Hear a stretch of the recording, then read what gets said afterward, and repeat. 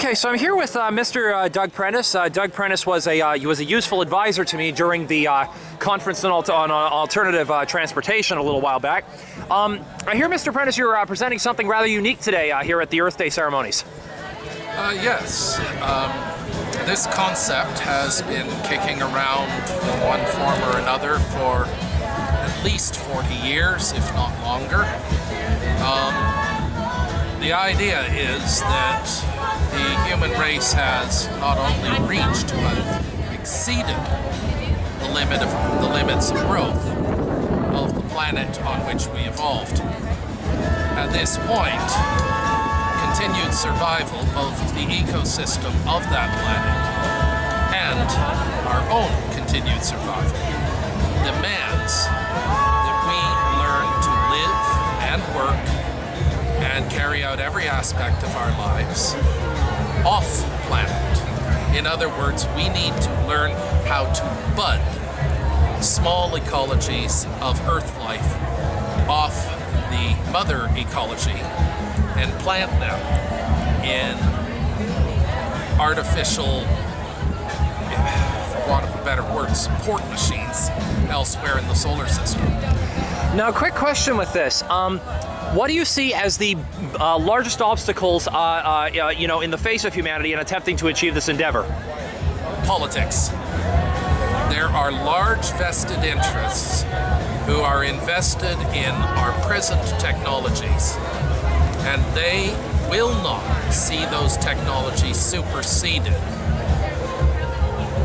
without a struggle. Would you care to elaborate a little bit on some of the most common, the most common misconceptions about space colonization that you've come across? Well, the first thing people say is that it's too expensive. Given that our current policies are provably going to lead to human extinction, or at least a massive human dieback within the next few centuries, the statement, learning how to live and work in space is too expensive, begs the question, compared to what? I see. What about highlighting sort of as a summary of some of the technologies that have already been developed in this area? What sort of steps have already been taken in terms of scientific experimentation in order to be able to work towards moving into space? Well, there have been 3 attempts to build sealed biospheres here on Earth, large attempts, and a number of smaller attempts. One of the lesser known attempts has managed to keep a family of pigs alive for several years inside a closed ecology bottle. Whereabouts is this particular study being run? Just so this way anybody watching this can look up further information. My memory fails me on that point. I believe it's a major Canadian university. All right. Well, thanks. Possibly, though I may be wrong about this, the University of Winnipeg. Oh, okay. Well, thanks again. One final other quick question. With regard to working alternative energy sources, as presumably as being majorly asked about with regard to changing over from fossil fuel technology, what is the state of space-based energy alternatives these days, particularly solar and the like? Well, people who tend to downplay space exploration and space industry and space colonization, and call themselves environmentalists and pro-earthers, seem to have an enormous blind spot. They don't realize that solar panels and many other advanced energy technologies were originally developed for the space program. And a lot of the technological innovation and advancement that has improved the efficiency of these devices has come from the world space programs. I see. There was one final question that was in the back of my mind. 1 second, I know it'll come back. Dealt with that, dealt with the energy thing. Dang. When it comes back to me, I'll ask it later. In the meantime, thanks again for everything. Oh, very welcome. Up to the stars or down with the dinosaurs. Take your pick. There is no third option. I just remembered what the afterthought was. A recent report that came across our intelligence stated that the Canadian Security and Intelligence Service recently classified environmentalists as a threat to Canadian national security, and a report came out as well that a group of protesters against a Canadian oil company that was working down in the United States have been charged with a terrorism hoax offense. How will this possibly impact the development of space technologies or any alternative technologies that could potentially save humanity from this dieback you were talking about? Well, I see the equating of environmentalism and technological activism with terrorism, and the recent American court cases as prima facie evidence that the business as usual fossil fuel powers are determined to maintain their present oligarchic control of this planet by fair means and foul. It is going to take a struggle to build the future we want. Frankly, though, failure to engage in that struggle will guarantee the future we deserve. All right, and also as well, you said that you had a presentation as well. I'm just going to zoom in on your computer here, such as can't be seen from this angle. This presentation is better seen at dusk, and I intend to shut it down and save my battery until then.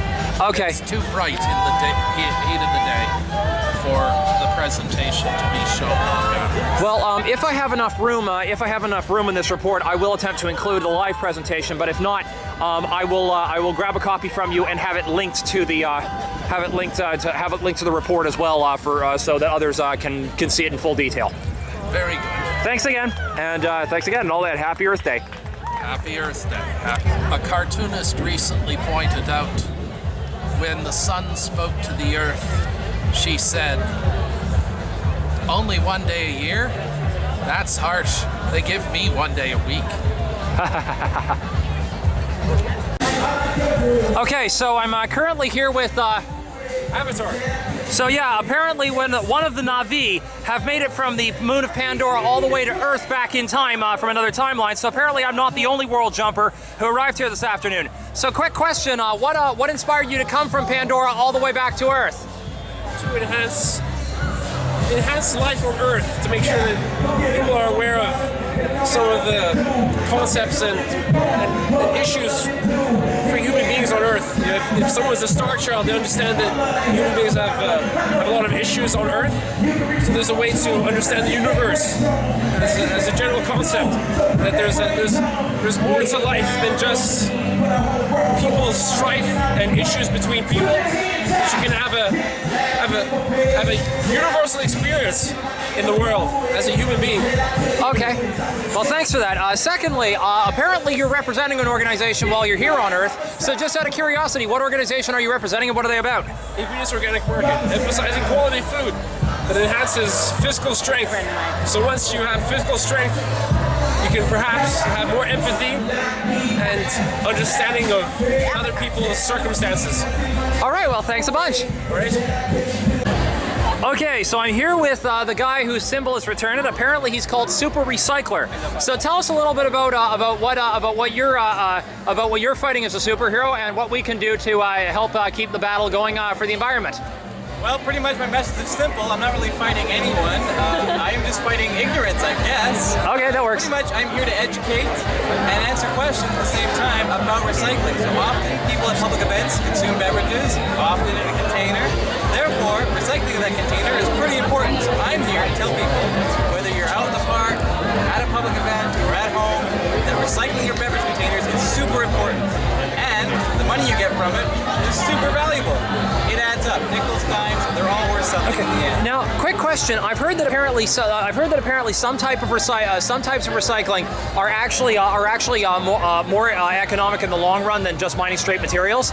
But then on the other hand, for some types of recycling, there are issues of basically that some people have said that there's a whole bunch of money that goes into all the truck fuel that's spent trying to ship the recycling from the place from the recycling bins to the recycling plants. Are there some things that are actually more efficient to recycle than others? Well, it comes down to weight. So technically, something that weighs more like aluminum is probably a more efficient recycler than, say, a plastic. Okay. So in the long run, I mean, you're saving the amount of time, the effort, the money, and the environmental cost of mining for those minerals to gain fresh aluminum by recycling it. It's probably offsetting it by quite a bit. Whereas for plastic, it's hard to make an argument that the lightweight versus the ease is actually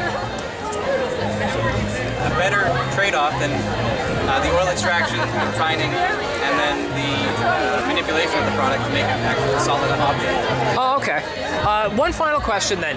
So for residents of Victoria, what are the appropriate ways to that one can recycle, and where can one turn off recycling recyclables to regain money from them? Well, of course, I have to mention, because I'm wearing the brand, Yes. Return It is a great source for recycling beverage containers. It's pretty much your all-in-one stop for any kind of beverage container itself. And they also cater to electronics, where every year or so they add a new group of electronics to be recycled. So you're dealing with like your home computers, your laptops, accessories, video game consoles, home stereos. Branching off of that, some returning centers also take back used paint, household paint, and they may also, I've heard, act as kind of a donation center as well. So if things aren't necessarily recyclable, you can also donate, and they may find people that can make use of those things if they're not necessarily obsolete yet. Oh, okay. Well, thanks a bunch again for everything, and this has been an interview with Super Recycler.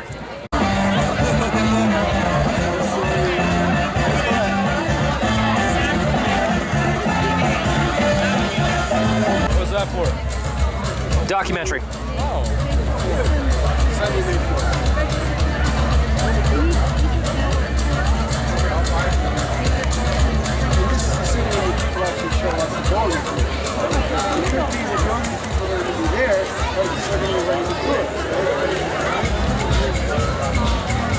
See, I know the part, but I know very little about plants.